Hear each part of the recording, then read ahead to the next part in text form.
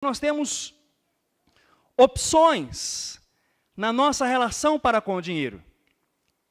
E tais opções exigem de nós discernimento. Se nós não tivermos discernimento na nossa relação com o dinheiro, nós estamos numa tremenda furada. O grande desafio aqui é nós compreendermos que sempre haverá uma opção. E o ponto é, qual será a nossa escolha? Jesus primeiramente nos diz que existem duas maneiras de administrar o dinheiro. Existem duas formas de administrar. Pega a sua Bíblia e perceba que ele diz, tanto no verso 19, quanto no verso 20, o seguinte. Em ambos os versículos, ele usa a primeira expressão assim: não acumulem.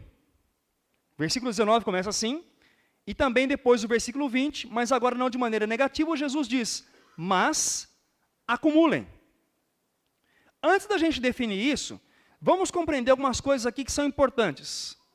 O que Jesus não está proibindo, tendo em mente a questão do dinheiro? Jesus não está proibindo termos nós bens ou propriedades. Nenhum de nós precisa sair daqui com peso na consciência, porque tem bens, tem recursos, tem condições, nenhum de nós precisa sofrer por conta disso. Jesus não está condenando o fato de possuirmos bens. Ao longo do ministério de Jesus, e também depois do ministério dos apóstolos, eles sempre estiveram cercados de pessoas que continham bens. E algumas delas continham muitos bens. Jesus também não está condenando nós economizarmos para os dias difíceis, ou para situações que vão exigir de nós recursos. Se você pensa, por exemplo, em colocar o seu filho numa universidade paga, uma universidade particular, você precisa pensar o quanto antes em economizar recursos, porque as coisas são complicadas. Então veja, não há nenhum problema em economizar para os dias difíceis. A sabedoria de Provérbios nos diz o seguinte: ei, vocês, observem a formiga, reflitam nos caminhos dela, seja sábio. Ela, a formiga, ela armazena as suas provisões no verão e na época da colheita, ajunta o seu alimento. Não há nenhum pecado em provisionar, em imaginar que algo será gasto. Assim também como não há nenhum pecado em você desfrutar dos bens que você tem, ou dos bens que você recebe. Você não precisa sofrer quando entra no seu carro e liga o ar-condicionado e diz, será que Deus se agrada disso? Não sofra por isso. Né? Não tenhamos crises por privilégios que nós temos. Aonde é que o problema está? O problema está exatamente naquilo que olhamos no versículo 19. Jesus diz, não acumulem para vocês tesouros na terra. Do que é que Jesus está nos falando? Cuidado para que vocês não se tornem escravos dos bens materiais ou dos bens financeiros. Há uma frase de um filósofo francês, Fenelon, que diz o seguinte: correntes de ouro escravizam tanto quanto correntes de ferro. François Fenelon. Correntes de ouro escravizam tanto quanto correntes de ferro. É a fala de Jesus. O problema não é você possuir coisas, bens ou recursos materiais financeiros. O problema é como se lida com aquilo. O problema não é ter dinheiro, mas o quanto o dinheiro determina as minhas atitudes.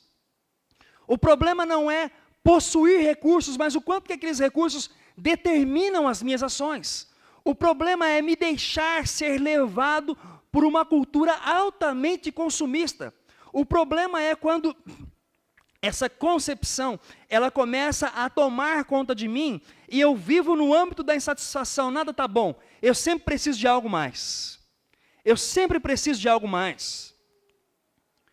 E o engraçado é que quando nós temos, por exemplo, uma condição financeira de X, e porventura surge uma oportunidade profissional para a gente ganhar 2x, a expectativa é sempre a seguinte: agora a minha vida vai melhorar.